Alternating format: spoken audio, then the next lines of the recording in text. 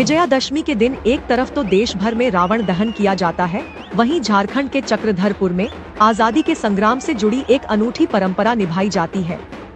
हजारों की संख्या में लोग हाथों में जलती हुई मशाल लिए सड़कों पर दौड़ते नजर आते हैं और इनके पीछे भक्तों के कंधे पर होती है कई टन भारी मां दुर्गा की मूर्ति।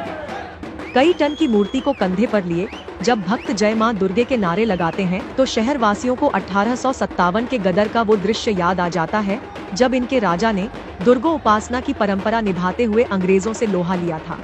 अगर आपको विजयादशमी का ये अद्भुत नजारा देखना है तो आपको विजयादशमी के दिन झारखंड राज्य के छोटे से शहर चक्रधरपुर आना होगा। चक्रधरपुर में मनाई जाने वाली इस अनोखी विजयादशमी की वजह जानने के लिए हमें 1857 की क्रांति के दौर में जाना होगा। 1857 में जब पूरे देश में अंग्रेजी हुकूमत के खिलाफ विद्रोह का बिगुल बज उठा था, तब मौजूदा झारखंड के पोड़ाहाट क्षेत्र के लोग भी अंग्रेजी शासन के खिलाफ पारंपरिक शस्त्र लेकर खड़े हो गए थे।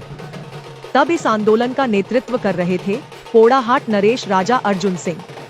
तब चक्रधरपुर राजा अर्जुन सिंह की राजधानी हुआ करता था। पोड़ाहाट नरेश अर्जुन सिंह के दीवान जगमोहन साहू थे, इन्हें जग्गू दीवान के नाम से जाना जाता था।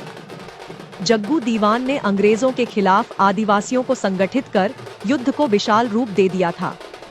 इस संग्राम को कुचलने के मकसद से 1858 में अंग्रेजी कमिश्नर डाल्टन के निर्देश पर वीर सेनानी जग्गू दीवान समेत करीब 1000 स्वतंत्रता सेनानियों की बड़ी क्रूरता से हत्या कर दी गई। इसे सिपाही विद्रोह का पहला बलिदान कहा जाता है। इसी बीच पोड़ाहाट नरेश महाराजा अर्जुन सिंह भूमिगत रहकर अंग्रेजों के खिलाफ लगातार छापामार लड़ाई लड़ते रहे।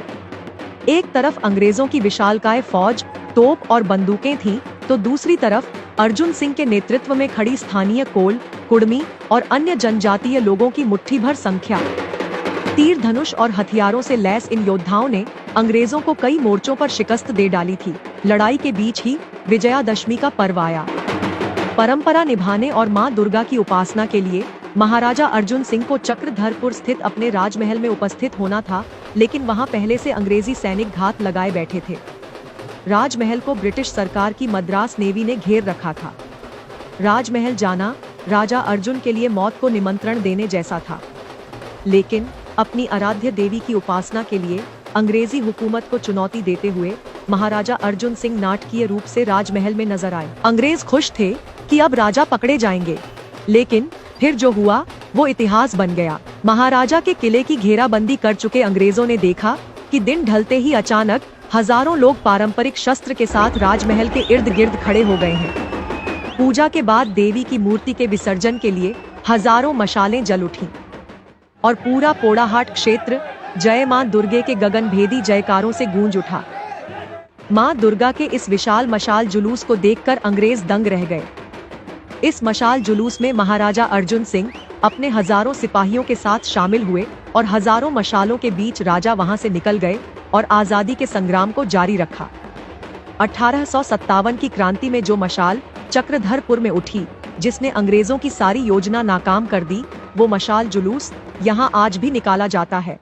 विजयादशमी के दिन मां दुर्गे की प्रतिमा को भक्त हर साल अपने कंधे पर ले जाते हैं और इनके साथ चलते हैं मशाल थामे हजारों शहरवासी।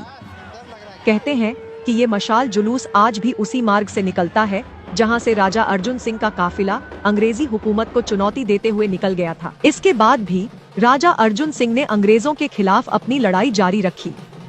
1859 में सरायकेला के राजा ने विश्वासघात किया और उनकी मदद से अंग्रेजों ने धोखे से अर्जुन सिंह को पकड़ लिया।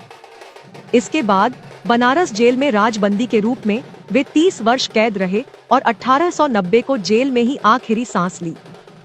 महाराजा अर्जुन सिंह ने जिस वीरता से अंग्रेजों का मुकाबला किया, वो आज भी एक मिसाल है।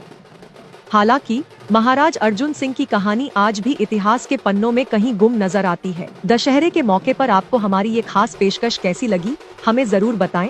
ऐसे और भी वीडियो देखने के लिए सब्सक्राइब करें आज तक AI।